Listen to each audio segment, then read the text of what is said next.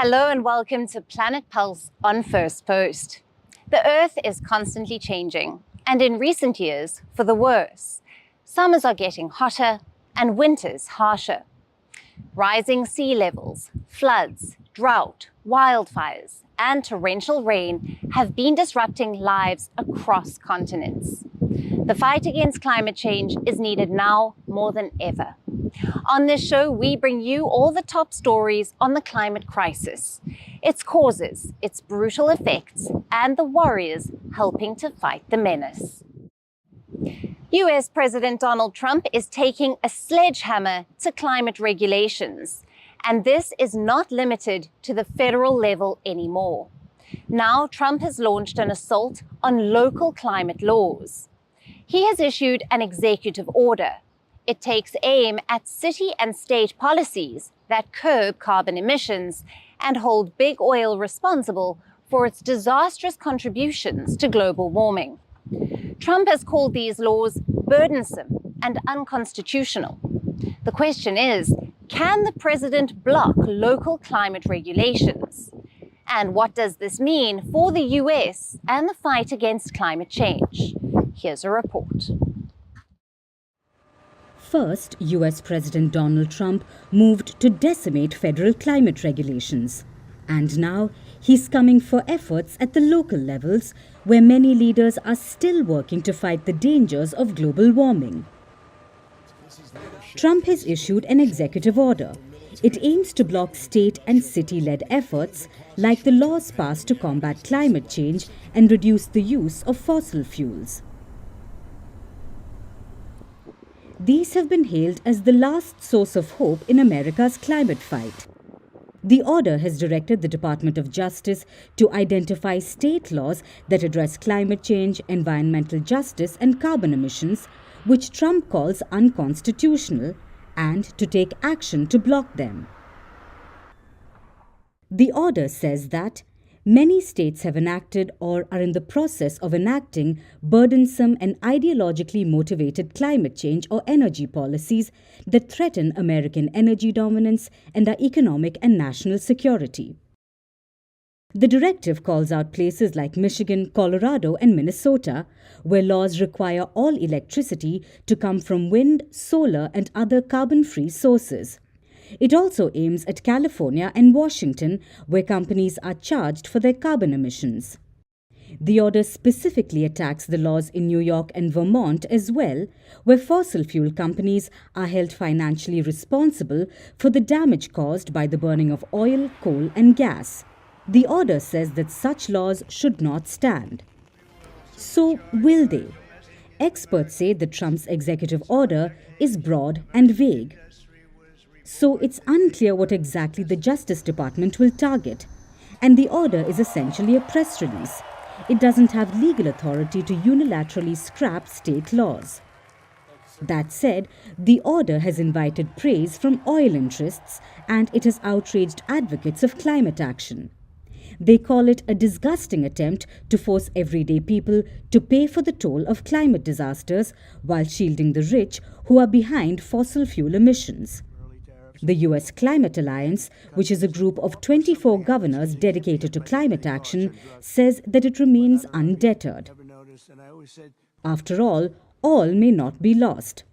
Last month, environmental groups sued the federal government after it froze funds to two Biden-era laws fighting climate change. And now, a judge has ruled that the government must release billions of dollars in funding while the lawsuit proceeds. It's a temporary injunction and a setback for Trump, albeit a minor one. After all, the recent executive order is a small part of a string of attacks by the Trump administration, which is trying to boost domestic energy output and pushing back against policies that curb carbon emissions. Recently, Trump also issued orders to increase coal production, which is the dirtiest and most expensive fossil fuel. And this is not surprising. Fossil fuel companies poured $96 million into Trump's re-election campaign, while he has repeatedly pledged to attack climate lawsuits and said that he doesn't believe in climate change. But climate change is a well-established scientific fact. greenhouse gases created by the burning of fossil fuels are heating the planet. The average temperature has increased by 1.5 degrees Celsius by 2024 compared to pre-industrial levels, leading to more frequent and extreme heat waves, wildfires, floods and other disasters, which are wreaking havoc the world over. If temperatures continue to rise, the world will face catastrophic impacts of climate change. But it's clear where Trump's interests lie. It's not in the best interest of the common people. In a compelling example of how ambitious urban planning can directly impact the health of its citizens, the city of Paris is breathing a whole lot easier. In the past few months, the French capital has undergone a remarkable transformation as it banned cars from the city centre. From a city reeling under severe air pollution to actively combating it, Paris has significantly improved its air quality by prioritising people and the planet. Our next report brings you the details. About 20 years ago, Paris, the city of love, was reeling under severe air quality index. With air pollution levels being very high, Parisians found it hard to breathe. Air pollution heat maps released around that time depicted a city almost entirely blanketed in red, thus indicating levels of nitrogen dioxide exceeding European Union limits across nearly every neighbourhood. But now the situation has significantly improved. The alarming red has now shrunk to a mere network of fine lines tracing only the busiest roads and highways. The results, as revealed by latest air pollution data, are nothing short of dramatic. New figures released by Airparif, the air quality monitoring group for the Paris region, paint a striking picture. Since 2005, levels of fine particulate matter, known as PM2.5, have plummeted by an astonishing 55%. Nitrogen dioxide levels, being a direct byproduct of fossil fuel combustion, have also seen a significant 50% decrease. Airparif directly attributes this remarkable improvement to regulations and public policies, specifically the city's determined efforts to limit car traffic and ban the most polluting vehicles. This visual evidence underscores the profound impact of Paris's commitment to change. But this transformation hasn't happened overnight. Over the past 2 decades, Paris has deliberately traded automotive arteries for an expanding network of bike lanes and added much-needed green spaces. The city has also eliminated a staggering 50,000 parking spaces. This bold vision has been championed by Mayor Anne Hidalgo, who has consistently advocated for a Paris that breathes, a Paris that is more agreeable to live in. While these policies have faced pushback from some right-leaning politicians, car owners associations and suburban commuters concerned about accessibility, Parisians themselves appear to be embracing the change. Just last month, a referendum saw residents vote in favour of turning an additional 500 streets into pedestrian zones. This follows earlier initiatives such as sharply increased parking fees for SUVs and the successful pedestrianisation of key areas like the banks of the Seine and the bustling shopping boulevard of Rue de Rivoli. Experts aptly describe this shift as the development of an urban policy based on well-being. This success story from Paris serves as a powerful reminder of how decisive policy making can lead to tangible and significant improvements in public health while tackling what experts often call the silent killer of air pollution. The cleaner air in Paris offers a breath of fresh air and a potential blueprint for other major cities grappling with similar challenges. Imagine a world where your favorite toys help save the planet. Lego's new $1 billion factory in Vietnam is doing just that. They are using cutting-edge technology and clean energy to create the colorful bricks we all love, without adding to the planet's woes. But how is the toy giant building a greener future, one brick at a time? Let's take a look.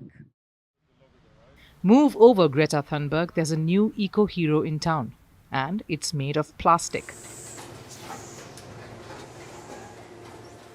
The humble Lego brick, that childhood footstabber and imagination fueler, is going green in a big billion-dollar way. Two towering Lego figures in Vietnamese outfits stand guard outside Lego's flashy new $1 billion factory in Vietnam. They look like plastic sentinels welcoming us into the future of green manufacturing. We serve creative people and we serve kids all over the world, and we just want to make sure that the planet that the children inherit when they grow up needs to be a planet that's still there, that's still functional. The Danish toy giant says this is its most climate-conscious factory yet, and it's planning to build its beloved bricks without adding any planet-warming gases to the atmosphere. Ambitious? Yes. Plastic irony? Definitely. Lego is aiming to be fully carbon neutral by 2050. Because what's the point of building an empire of tiny towns if the actual Earth crumbles? The Vietnam plant is Lego's first to run entirely on clean energy. The factory is powered by a modest 12,400 solar panels and a shiny new energy storage system. Set to be fully clean energy powered by 2026, the factory also features some serious tech. Machines that mold colorful plastic with hair-splitting precision, robots that do the packaging, and human workers trained in Lego's other Asian base in China. It's manufacturing, but make it climate chic. They're creating a blueprint piece by piece of how a company on the scale of Lego can make sure that they have businesses and manufacturing centers that operate at net zero and support workers and work well, collaborate with local communities and work well within countries like Vietnam. Lego's Vietnam plant has also planted 50,000 trees, twice as many as it cut down. It has also ditched single-use plastic bags and replaced them with paper ones, hence showing the world that even if you are made of plastic, your heart can still be recyclable. But let's be honest, Lego bricks are still oil-based plastic and the company knows it.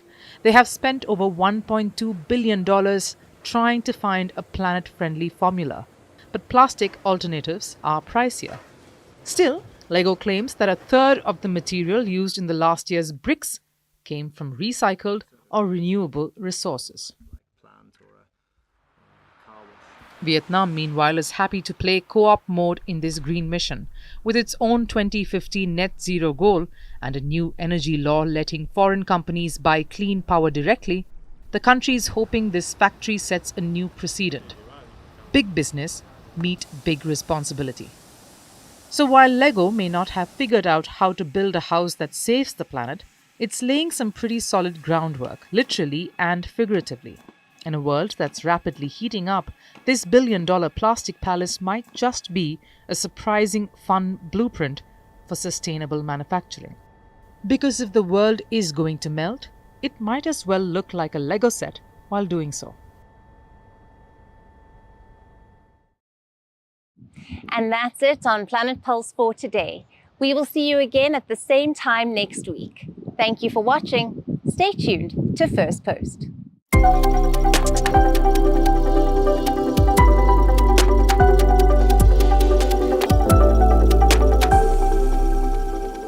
Greeting you with aloha and namaste.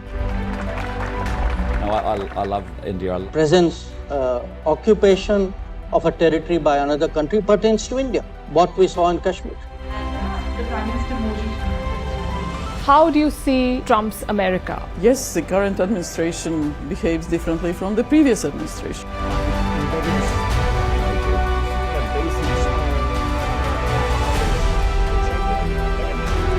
Are you saying that there are foreign powers who are trying to bring down the current government in Syria? Exactly. Bluntly, Iran, maybe Russia too. Alternative Prime Minister Modi committed to South-South, cooperation. Not over 50%. Is Ukraine prepared to pay the price for that peace? No compromises at the cost of territorial integrity and sovereignty.